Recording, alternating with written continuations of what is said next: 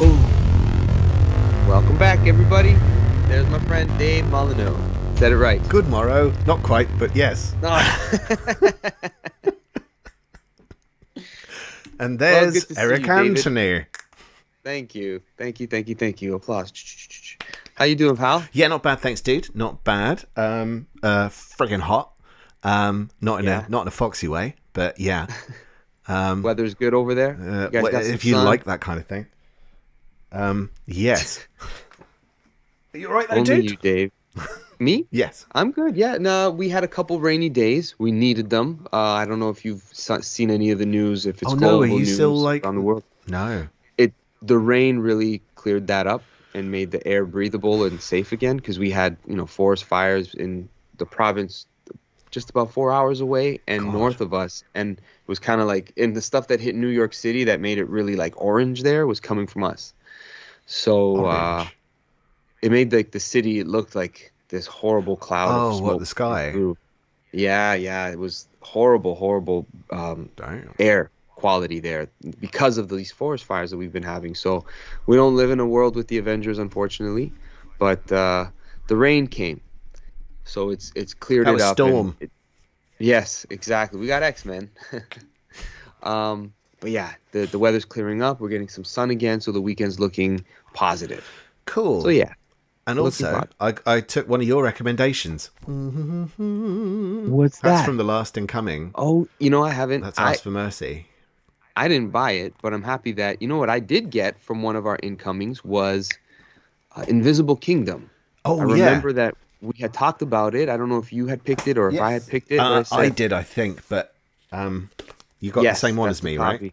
Yes, I got the same one. Beautiful book. Beautiful book. Yeah. And you got to talk to Christian Ward at one of the last comic conventions you were Yes. at, I had a right? chat with Christian Wars, which was very funny. Very cool. That's So, cool. yeah. Yeah, that was cool. Just Yeah, I'm looking forward to that book. Did you like he did the work on Black Bolt He did. He a did couple Black years Bolt. ago? I'm trying to think now what else he's done. He writes as well though, so there are some books he's done that he's written. And I'm gonna have a look into some of those because I like his whole vibe. Yeah. So Ask for Mercy. Would you have a date when you might read it? I wonder if you'll get to it before me. How does it 2028. look? It looks great. Like the art's quite sort of sketchy, kind of gritty. I can't really explain it. It's quite a see when I show you, I can't actually Yes. see. No, you're doing But it. yeah, I mean, what you see on the cover is what you get in the interiors, really. Very nice. You know. Ooh. Yeah, that looks very nice. I mean, just from seeing it through what you're showing me, it's I can't imagine what it looks like properly opened and examined with the right lighting. Yeah. That's cool. Also picked up Resident Alien Volume 2, but I didn't put this on the incoming episode. I didn't list it because it's a Volume 2, but I love this series. It's so That's cool. subtle. So it's done. They've made it into a TV series, but it's like a silly comedy with Alan Tudyk. Okay. Yes. Okay. But it's nothing like that. It's very, very subtle.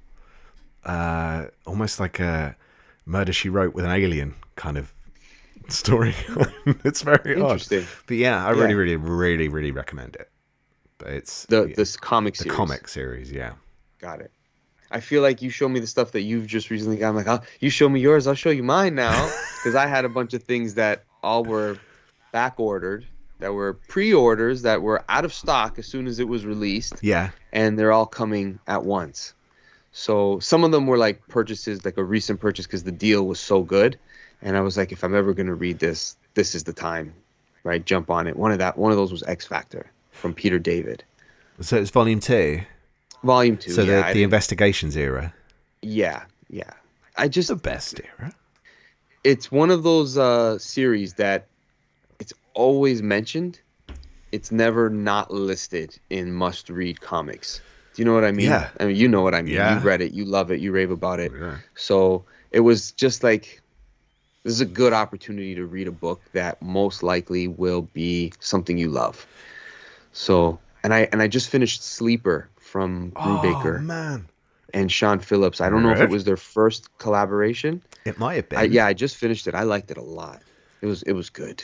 I really, It's really want to read it. good. I've had it sat. It's one of the first DC Omnis I got way back. Yeah, it's like about 7 years ago, and I still haven't read it. yeah, I love that whole cloak and dagger espionage, Yeah. mystery of stuff. Like, so I don't think that the X Factor is like that, but that sort of Jessica Jones investigation in the grit of it, Yeah. I like that. Kind of noir. Definitely like that. Yes, exactly. Noir. But Weird word to say. yeah, so some of those recommendations are coming through. That the stuff that we wanted, we bought them ourselves. I'm looking forward to reading them. Cool. Visible Kingdom looks beautiful. Heavy. These library editions. Yeah, man. they're nice though, man. Shall we cost ourselves some more money though, do you think? And list some more books? Let's get some more library editions that are coming out for July. Let's do it. Sorry if I seem a little quieter, man. I'm so hot. It's so hot in here. No air conditioning? No. This is England. You just open a window. Really? Yeah.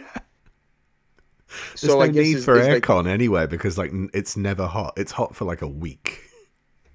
Wow. I never imagined that. Yeah. Okay. Well, you got a fan? Just you. Okay. Okay, and Omega Bread. Or you're his fan, actually. Yeah. All right. Whose turn is it? You go first, man. It's you this time. Hit me. Okay. I feel like I've mentioned this, or maybe we talk about it too much.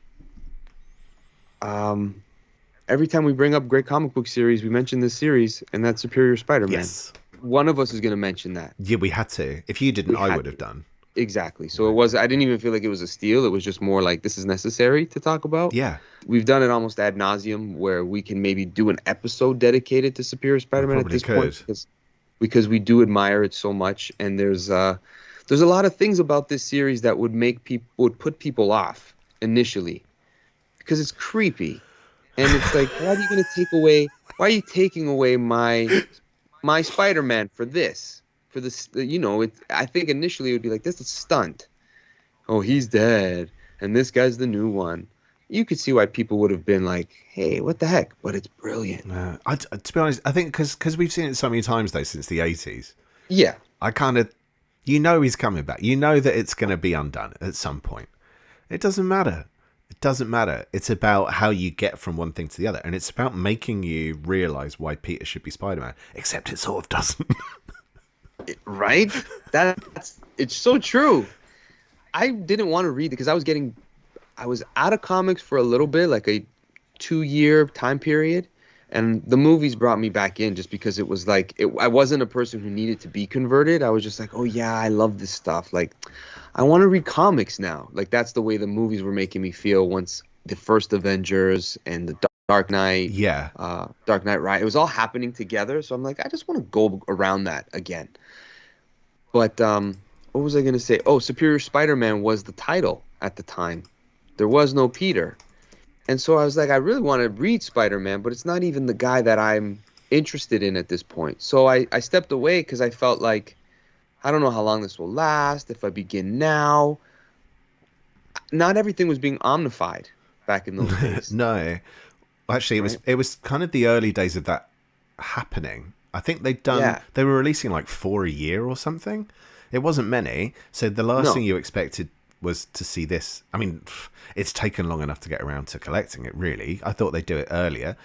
But yeah, you kind of figured they'd just do the classics, as it were.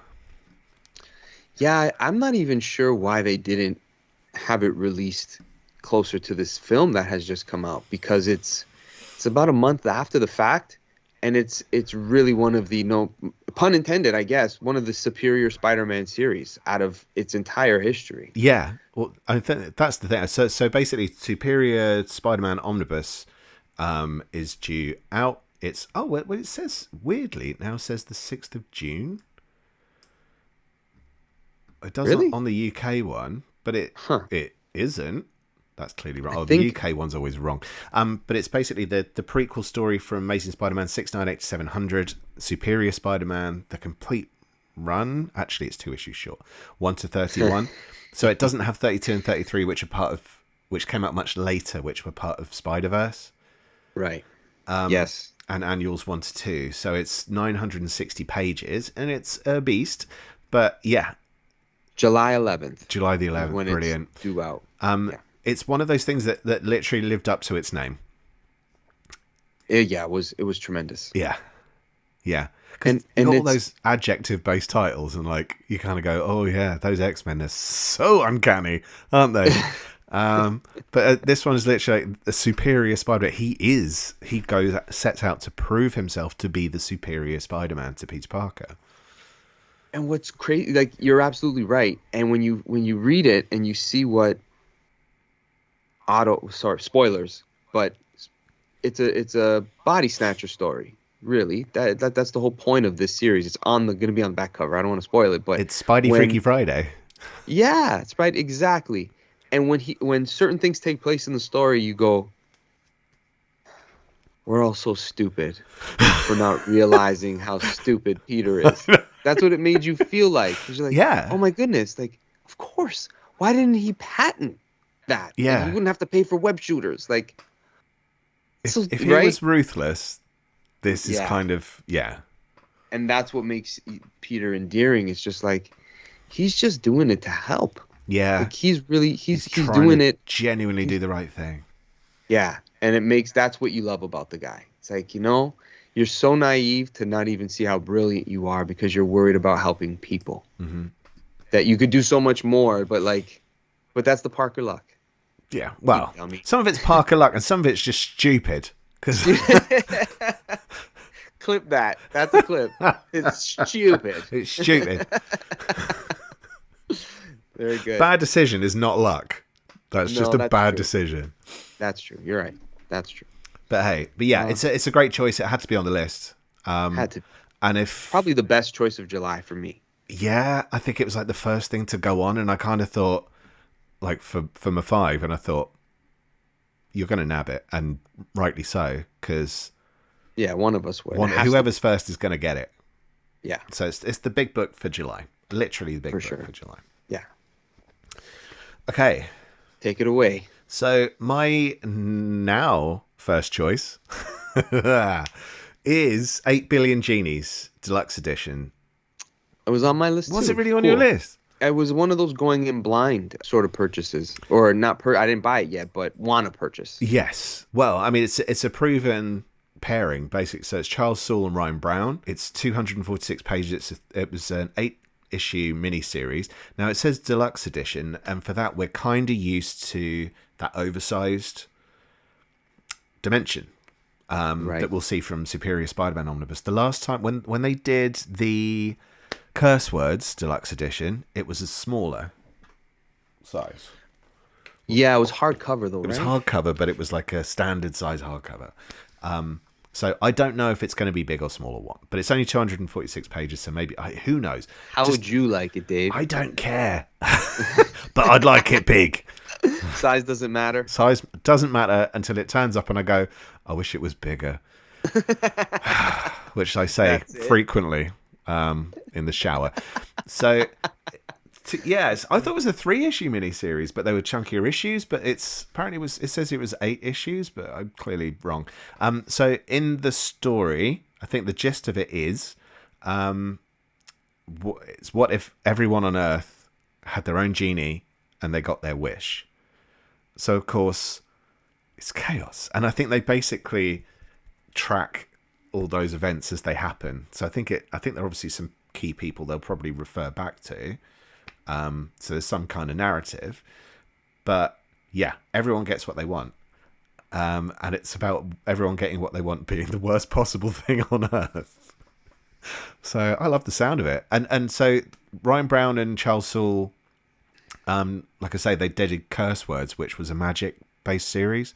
So it was about a wizard that escapes his dimension and comes to Earth with his koala friend. How was that? You read it. It was okay. It was good. It was fun. It had some funny moments. Is it a keeper for Dave? I didn't keep it, but yeah, I don't know if I'd read it twice. What's the metric for you? To keep or not to keep? What is the metric? The question. What's the metric? Halfy halves? I don't know. What? It depends, because if it's like if it's a Marvel or DC book, it depends if it's like a key book. Gotcha. Do you know what I mean? So like you can kind of, there aren't many books I don't rate highly that I own, but some I will keep if they're part of a bigger story. But when it comes to Image or any of those other companies that don't necessarily have a extended universe, it can just go either way, really. So a 3-star book can be a keeper, or it could be a not. It's good, but will I read it twice? I don't know. There's some books I still haven't read once, so you've got to be a bit strict. Yeah, no, I go through it too. I just finished reading something that I bought this year. I enjoyed it, but I don't know if I'd ever read it again. What was that? Middle West. Right, yeah, I didn't finish Middle West. Yeah, it was good. It was good. The art was really nice to look at. Like, I enjoyed the journey of going through the story. Yeah. But it was one of, like, it was. If someone said, is it good? It's good. Yeah. Did I love it? No. I don't know if I'd read it again. 3 stars for me. Uh-huh.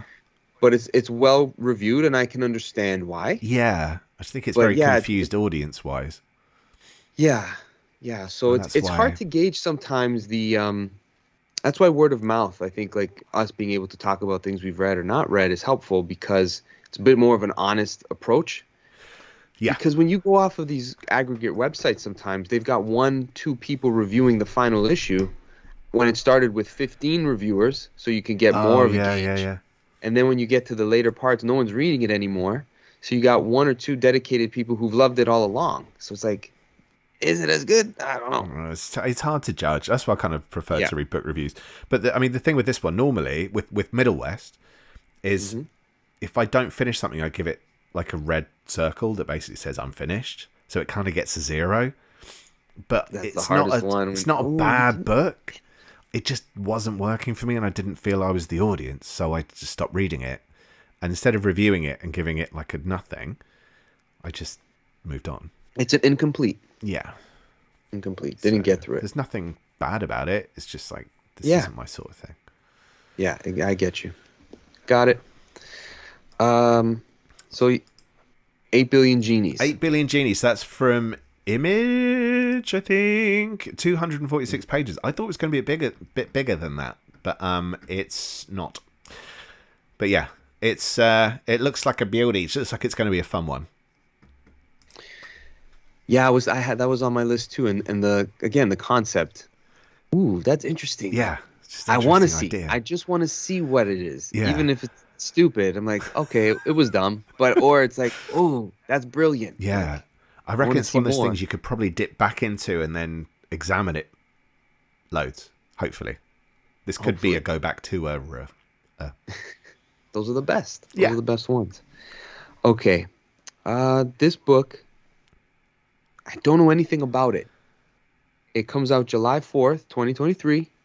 It is going to be published by Image, and it is the Megaton Archives. Oh, interesting. Even the description that I'm looking at on Amazon doesn't say much about the character. I like the design of the character, and I like the history of what this book represented. It was a black and white anthology. Megaton was at the forefront of independent comics revolution from 1981 to 87. So I think it's a archive of stories collected in this book.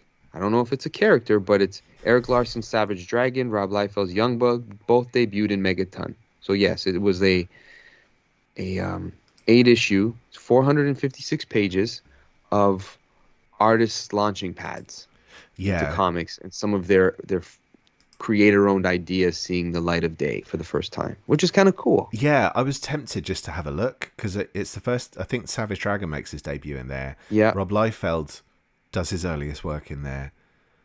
I'm not sure if Megaton is like a character, or if it's just the name of the publication or not. I don't know. I literally don't know. I think it's the name of the publication. Right. And that's the thing. I don't know either, because the way it looks is that it's about this black superhero. Yeah. From the 80s that I've never seen before, and I'm just like, I want to know what that is. I don't know what that is. That looks cool. His name is Megaton. That's a cool name. From, it just feels so much of like that childhood comic book fan in me. And then you see what is this? It seems like an anthology magazine, which would actually be pretty cool because of the artists featured in it. So don't know much about it other than that it has a little bit of comic book history to it. Have you ever read Savage Dragon? I've never read any issues. I read the initial miniseries a long time ago and kind of went, eh.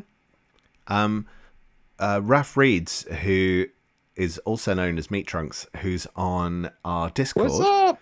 I don't know if he's on, actually. He's probably on a bit later. But he's read it and he's dropped some reviews onto the Omniverse Comics.guide website, into the reviews pages. Nice. So have a look at those. He's quite dedicated, though, because I think like Volume 2 doesn't score particularly highly, but he's persisting and trying to work his way through. And it's one of those, this is why I like that kind of honest reviewing, is because you can track it and you can go, like don't review something because it gets good later. I've seen people do that with Peter David's Hulk when they did Hulk Visionaries. And people had a go at me for giving it like Volume 1 2 stars. Like, it's not a great book. They're going like, but it gets really good. That's not okay. Like, but it's not a good book. You can't say needs to be 4 or 5 stars because it gets good later. Yeah, you're giving it a completely objective view of something that you love, but you're being honest. Like, this isn't the best part of it. It's true. Even like Daredevil, Frank Miller stuff, the first couple of issues isn't the meat and potatoes. Like, you got to get through it to get to where we're going. But it's not the run yet. No. It was Roger McKenzie was writing it, so he's not even writing it, is he? No, he's not even writing it yet. DBs. And that's no slight to the people working on it. It's just he's not writing the story yet. Yeah, and it's just it just gets better. It's just better. That's the thing. So it just doesn't mean the early stuff is bad. Although with that Hulk Visionaries one, it is kind of bad. It's not the best, you know. But like, don't sell something on it being the greatest thing. Now, just say like, this isn't the best, but hang in there, like, because it's worth it. Because it jumps up massively by Volume 2. So you've only got one book to get through, or you can just jump to Volume 2 if you don't mind misnumbered books on your shelf. I'm gonna start that again. All right. So Megaton Archives, interesting. Archives. Yeah, I like it. Okay. Off the beaten path. Off the beaten path. Nice. That was a nice surprise. So my number 2 is. I thought I talked about this on an episode before, but I know where it is. It's reviewed on the Omniverse Comics.guide website. It's Minor Threats Volume 1, A Quick End to a Long Beginning. It's 4 issues. It's the Patton. I'm going to make sure I get all the names on this because everyone goes straight to Patton Oswalt. Also, Jordan Bloom is the co-writer and Scott Hepburn is the artist. Shout out Scott Hepburn. Oh, you know Scott Hepburn, don't you? Yeah, he's at Raid. He's one of the Raid artists. He's at Raid. So, yes. Shout out to Scott. That's cool. Go ahead. But it basically focuses on a band of villains. So all hell breaks loose among the kind of superhero community in this universe, as it were. It's a completely new thing, completely standalone. Who knows? It might Black Hammer it at some point and start spinning out. I wasn't sure if this was going to be it for this, but it looks like it could continue. But all hell breaks loose, and one of the good guys goes rogue, and a group of villains, where all the heroes are too busy running around doing all the stupid hero stuff that they tend to do in the actual universes, these bad guys are trying to go off and find out how to fix the situation. It's almost like only they know what's really going on. So I don't want to say too much because it's such a new book.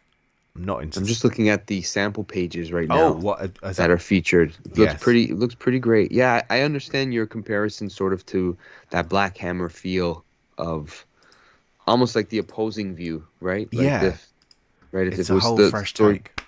Yeah, very cool. That looks great. First issue, I think it's probably the strongest issue from the book, but like it's still overall, it's like a good 4 stars. I go 4 stars as a book. The whole series. The whole series, yeah. But that opening issue was particularly good. So it just hooked me straight off. Nice. It's great. So, yeah, it is a superhero book, but it's a little bit different. It's also quite adult, so don't buy it for your kids, please. Yeah. That was on my list as well. Was it? Oh, dude, based off of your recommendation. No. I had extras, but it was because I'm like, you know what? This book is on my radar because you spoke so highly about it. Oh, cool. So I actually was speaking to Scott Hepburn at the Comic-Con. Yes, I remember. And I knew that this book was written by Patton Oswalt. Yeah. That's what you had said to me about it. And I'm talking to Scott. So what are you working on these days? He's like, oh, this book, Minor Threats. And I'm like, oh, yeah, well, who are you working on it with? He's like, Patton Oswalt, Jordan Blue. I'm like, oh, this is the book that Dave loves. I'm such an idiot. Like, yeah, duh. It's a pretty big deal right now. Like everyone was talking about it for a bit, right? Because Yeah, it was. they probably will again now that the trade's coming out. So it's Yeah. it's worth a pick. It's worth a pick up because it's good stuff. One of my favorite concise Spider-Man stories, I guess, like a graphic novel, like the word you don't like, but if you're gonna hand somebody a comic book that is like a primer to like here if you might like Spider-Man if you like this, and that's Spider-Man Blue from Jeff Loeb. Ah, is it the gallery edition? It's a gallery edition. Oh, yeah, they're really nice. Yeah, gallery edition. So it's a little bit more pricey than your usual trade paperback, but there's such a beauty to it. And this is one of my favorite of the series and the color series that Jeff Loeb and Tim Sale did for Marvel, where they took they told kind of like origin stories from a different perspective, looking back, but also being in it was very interesting the way they did it, but they based every book on the color. Yes. That it was called, and there was like a certain tone and a coloring of the book and just a vibe to it. Very, very clever, but this was one of my favorites. It's like a love letter to Gwen. Yeah. So everyone's talking about Spider-Man right now, which is cool because I think he deserves the props as, he's Marvel's best character for me, like globally. You know what I mean? Like if there's one character that represents Marvel, it should be Spidey. Yeah. So I'm happy when people are excited to go and watch a Spider-Man movie that they're saying, this is great. Yeah. We've had a couple of rough ones. Yeah, we have, but that's the thing. It's good when he's great. You do want to love the Spider-Man stuff that's coming out. There has been plenty of dodgy like stuff. anything. But there's so much though. There's so much over the years. So there's going to be highs and lows. But I think they're also really later in the year. I think they are releasing Daredevil Yellow in gallery format. So it might well be that they're going to do the set in gallery because of course Tim Sale. We lost Tim Sale last year, didn't we?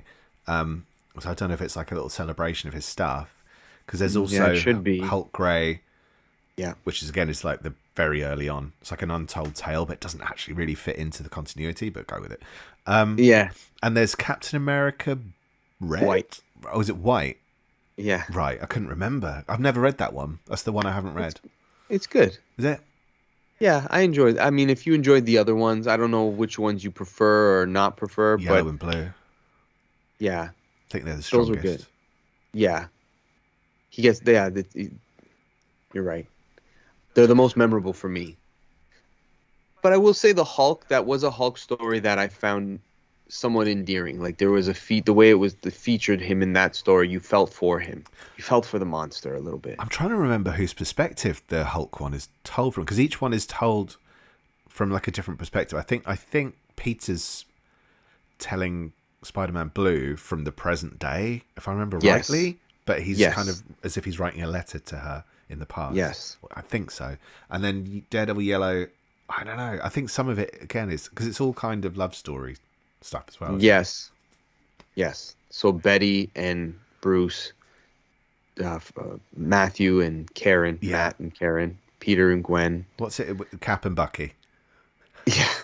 I think actually there is a love interest. I forget it in the Cap one, but there is. I don't know if Peggy? it's Carter, maybe Peggy, or there might have been somebody connected to the French. That there was something like that. Yeah. I'd have to have a look. Yeah, I've literally never read that one. That's the only. But you're one right. They're all love stories. That's it. Yeah. God, it's been a while since I read those, dudes. That's a good shout. Yeah. We'll stop just for a moment to remind everyone to jump over to the Omniverse comics.guide website. There's new stuff being added all the time. We're catching up a little bit after all the Comic-Con action that's been happening over on this side. But yes, there'll be obviously new episodes of this show added on. that you're already watching now. So, but also additional episodes, which we can't talk about yet, but there's some good stuff coming. There'll be more reading orders. There'll be more little bonus features. If you want to support the site, you're more than welcome to, and we'd appreciate it. Thank you very much. It all helps. We'll be having some bonus stuff on there for people that do support the site, so they'll be exclusive to people that contribute. Also, jump on our socials, get into our Discord, all those things. If you do want there's a pretty consistent comics chat in the Discord, so that's a really good place to go to. Jump into Discord. It's they're always taking the piss out of me, which is nice. Gotta love it. Gotta love it. It's what happens. So incoming for July, my Poisonal number 3. It's A Righteous Thirst for Vengeance Deluxe Edition, which is the Rick Remender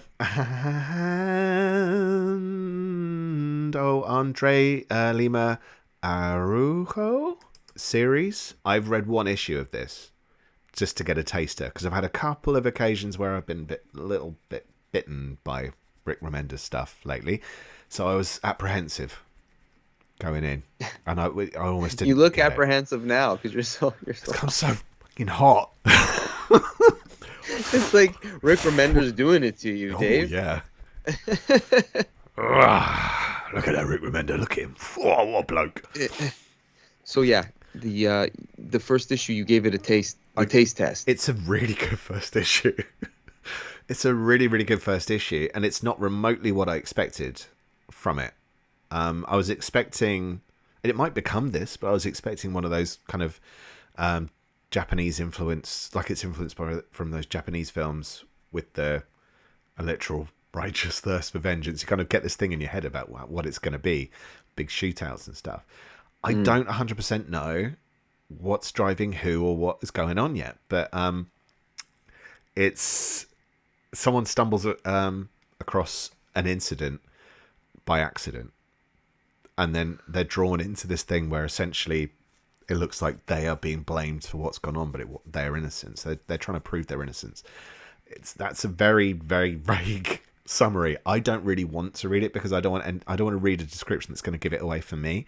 It's quite a quick read. Remender lets Andre tell the story, at least in that first issue. Gets out of the way. Yeah, so he's like letting him do his thing. It opens up on some really nice shots of was it Vancouver? And like they're so, to me, perfectly drawn. I don't know how accurate they are, but it's stunning stuff. I loved it. I loved it straight off the bat. So like, I'm really, really looking forward to this book. I think it's 11 issues. It's if I'm correct, so 336 pages. Rick Remender stuff tends to be more the library-sized hardcover. Yeah, it's Image. This is it from Image. Image Comics. I mean, I'm showing you like I'm comparing it, but I'm not comparing it, obviously, because I haven't got anything. But I mean, compared to it. Oh, for fuck's sake. Sorry. Juggle them. Let's see you toss them up. God, they're so heavy. But the weight feels good. So, there you go. You get an extra inch. Which matters. So, there we are. For some, it does. Yeah. Who would say no to an extra inch? Not me, sweetie. So, yeah, you get that extra inch. It's normally done on nice thick paper. They're really good quality books. But what you do want to make sure you're getting with one of these books is a good story. And so far, what I've read has hooked me. So, that's a good sign. I'm looking forward to this one. This is the kind of stuff that I look forward to reading, where you're going to get a 15 issue, 11 issue. Like, give me a story. Give it all to me. And then I don't need to have 5 volumes, 10 volumes. Like, it's a never-ending story to the point where it's like, you went too far. Sorry. No, not very good, very good. No, it's sometimes the series they just extended it too long, and it's your story, so you can pace it how you want, but it didn't have to go that long because it's probably now you're getting into that territory of 11 issues is perfect. Yeah, 11 issues. You really is good. feel it depends. It depends how much there is to tell, and I think like he does seem to be fairly well. He wasn't that strict on a couple of them, but with this one, it feels like he's he's got the right pace. I haven't read the whole thing, so it could be totally wrong. And by issue 6, I'm going, what are you doing, Rick? Come on. Yeah. But we'll Yeah. see. What I'm happened? hopeful about this one. I felt that way about Seven to Eternity. Yeah, and I know. I wasn't crazy about it at the end. I didn't But get I to love it. the first issue. Yeah. 2 issues short, couldn't do it. Which is a real shame because it's one of the most beautiful books I've ever seen in my life. And I'm not saying that because we chatted to Jerome Pena. No, It it is really one of the is. most beautiful books I've ever seen. Gorgeous.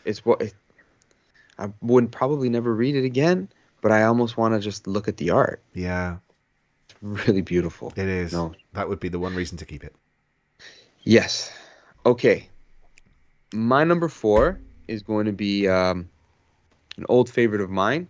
In the first interview I ever did, I swung for the fences, and it was Matt Kint, and he's got Spy Superb coming out in July. He was one of the main guys on Valiant during that era of real creative spark, but his creator-owned stuff is just as good. This is described as John Wick meets Wes Anderson in this mystery thriller about a secret organization that's developed the perfect spy. Who is the perfect spy?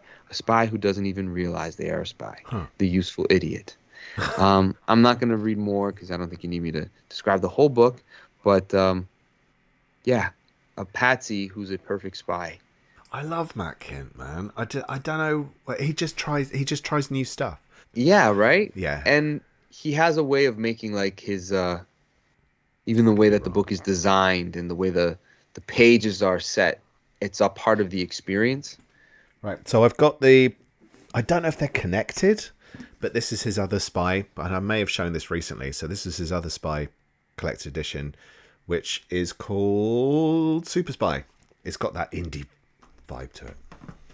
Yeah, and there's certain artists where the story that they're telling requires their art to be like that. Yeah. But they make the it's all part of the experience, even though the art isn't your typical big two in-house sort of style that you expect.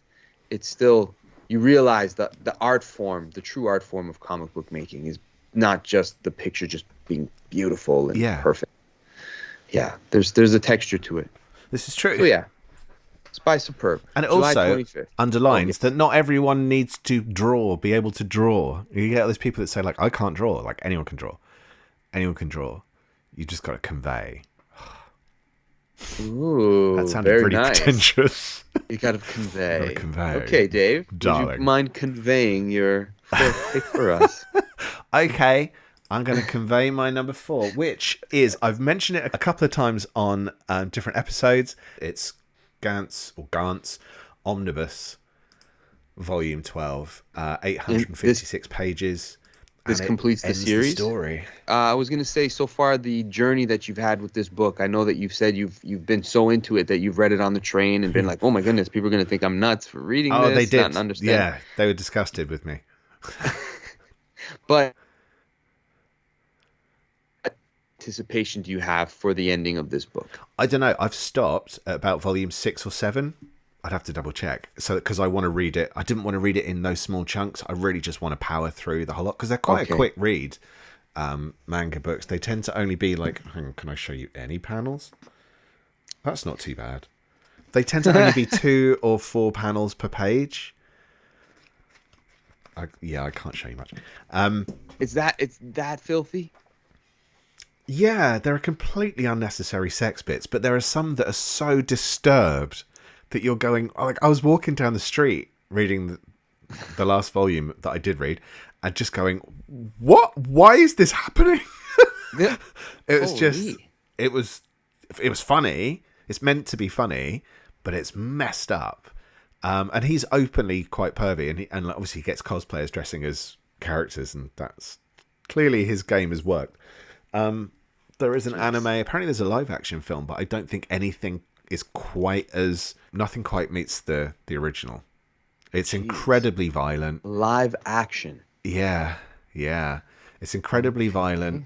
It's incredibly rude. It's very funny and very entertaining. And it's so basically, there's a guy who's been calling himself Lights Camera Tentacles on Instagram.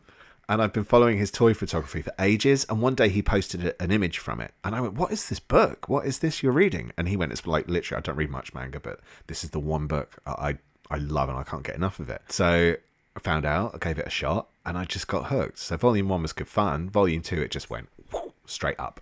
And then it's so dark, though. Some of it is so dark that it borders on being a little bit depressing. Some points you're going like, this is just relentlessly dark. And then it goes back again to another. It's just a roller coaster of a series. I love it, but I'm quite dark, dude. So we recommend it to kids. Definitely get it for your kids, man. If your kid likes manga and they like people doing it with aliens, get it. Get it for them. They'll love it. All the kids listening will be like, that's the one I want. That's the one, mommy. Get me Gantz. I want the one with the boobies. Shall I move on to number 5? Let's do number 5. Oh, wow. Okay. Didn't we zoom it? Yeah, we did pretty good. What do you want to guess?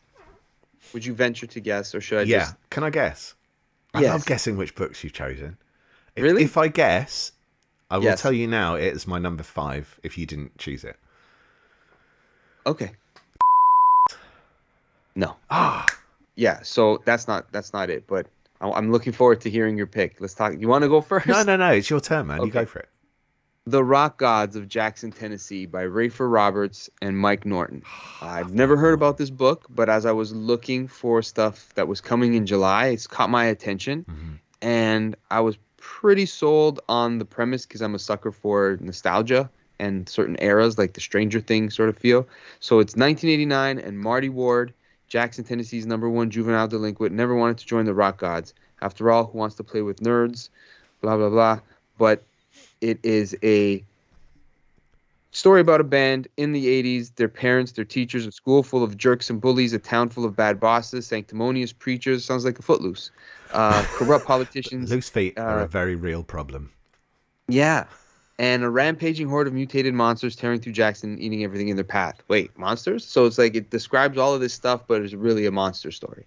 So I got interested in the story of this band forming and being in the town that they just want to break out of, but really it's a story about running away from monsters. So I'm like, yeah, that sounds like fun. It kind of took all of that 80s nostalgia and then added the Gremlins feel or the Critters feel, if you will. Just something silly. So that would be fun.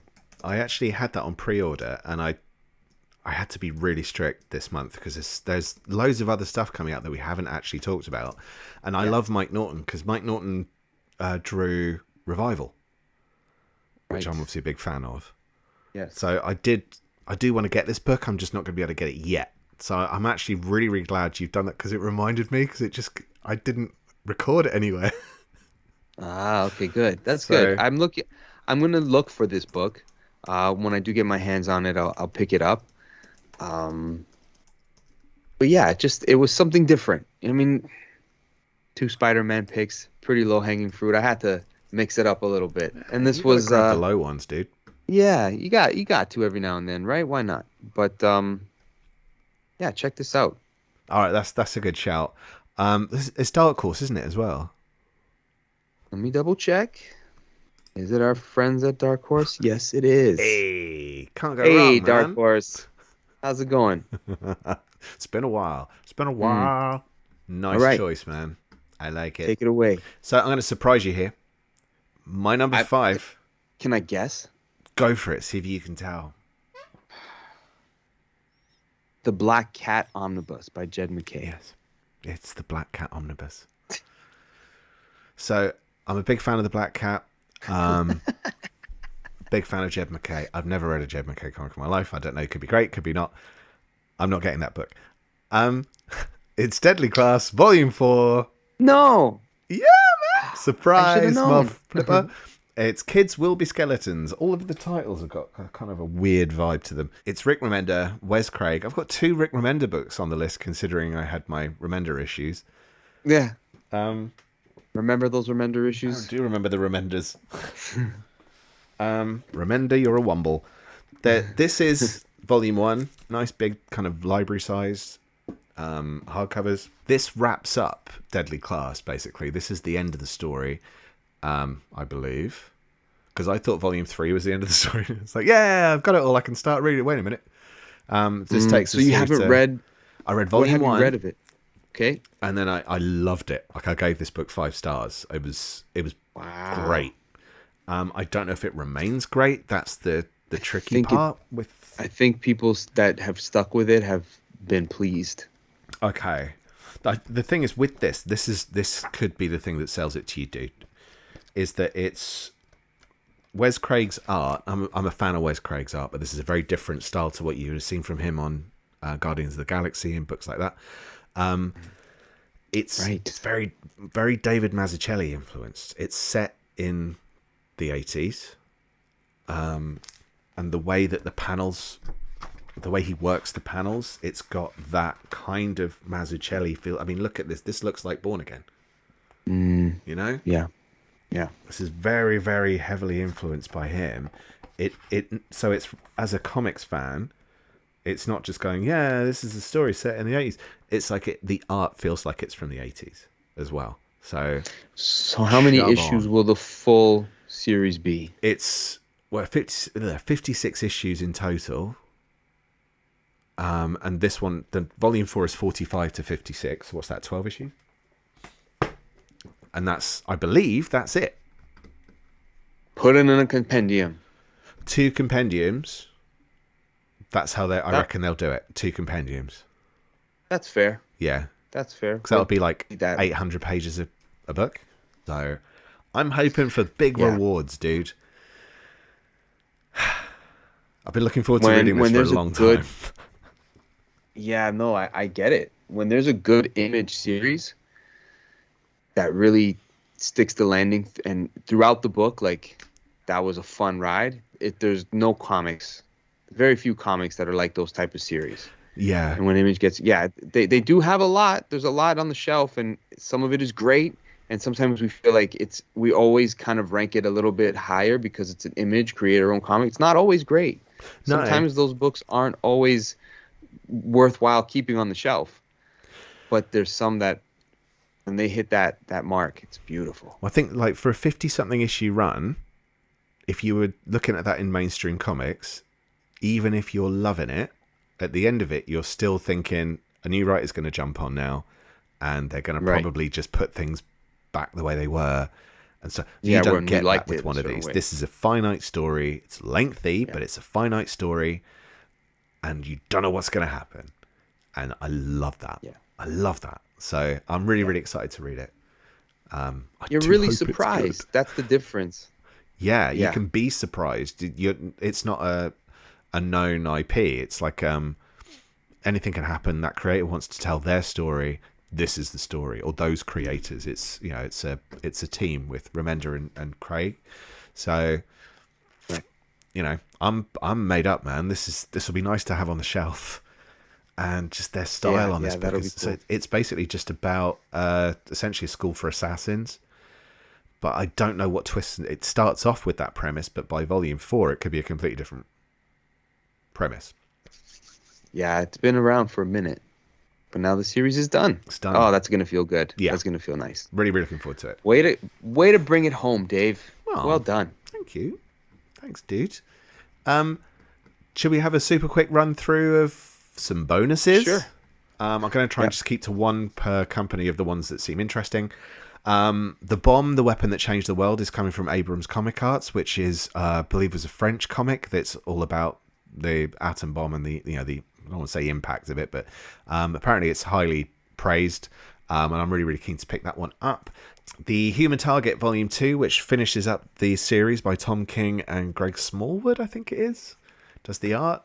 The DC series, that's literally the only DC. I had another look at DC's books today, just like, there must have been something else. No, that's literally the only one I want to get. I'm kind of hanging in until they collect it as a whole, but I don't know if they actually will. Everything seems to be this, sorry to cut you off, but this Batman one bad day ever. That's all there is to buy. Bats, and I'm like, I'm sort of done. Fantagraphics are releasing the He-Man Effect, so How American Toy Makers Sold You Your Childhood, which is by Box Brown. You recommended Box Brown in a previous episode, and I bought that book on the strength of your recommendation. Haven't read it yet, but I will. And this is another one from Box Brown, so it's all about, I mean, like, this is pure nostalgia, man. Yeah, I'm going to check this out for sure. Yeah, I think it is essentially the making of toys from those eras. You just can't go wrong. Mad Cave are releasing John Tiffany. I don't know if it's volume 1 or a standalone, but the art's by Dan Panosian, who I'm a big fan of. Some people may remember him from the 90s, but over time his art has evolved into this fantastically gritty style, and this is like a noir story that I think we're both kind of getting into that arena at the moment, so yeah, that's promising. I'll mention 2 Omnis from Marvel. One is Defenders Omnibus Volume 2, so those who like their 70s superhero teams. In answer to the question last week, were the Avengers ever a flagship? Technically, they were in the 70s, because that was when Marvel were trying to emulate their success. That's how good they were. They were more trying to emulate the Avengers than the Fantastic Four, which is why we got the Defenders and the Champions. Yeah, I think you're right. Another team. But yes, the Defenders kind of come from that popularity, though it's a very different and very strange series. Yeah, it's not the one you got on the television. No, very different to that. Marvel's Omnibus is also being reprinted, so that's the primary Marvel Zombies stuff, or kind of when it was at its height. Super quick, Scout are releasing By the Horns Volume 2. By the Horns is about a woman on a revenge trip to kill unicorns because she blames them for her husband's death. I think it was her husband. It's just, I love it. It's a really great series, so I'm really looking forward to Volume 2, and Volume 2 is kind of the next storyline, Part 1, so we're clearly going to get a nice chunk of stuff from Scout and By the Horns. TKO are releasing The Witches of World War II, which is by Paul Cornell, who did Captain Britain and MI13, which I absolutely loved. And this is kind of playing up the role that magic users had during World War II.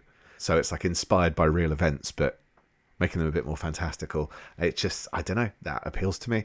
Valiant are releasing Archer and Armstrong Revival, which is the first, I think, 11 or 12 issues of the Barry Windsor Smith drawn, if not written, Archer and Armstrong series from the 90s.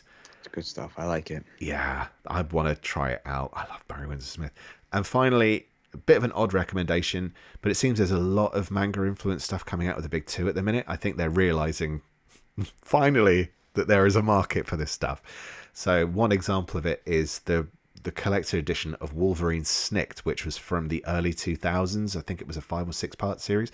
It's written and drawn by Sumo. Is it Nihai? Sumo Nihai did Blame.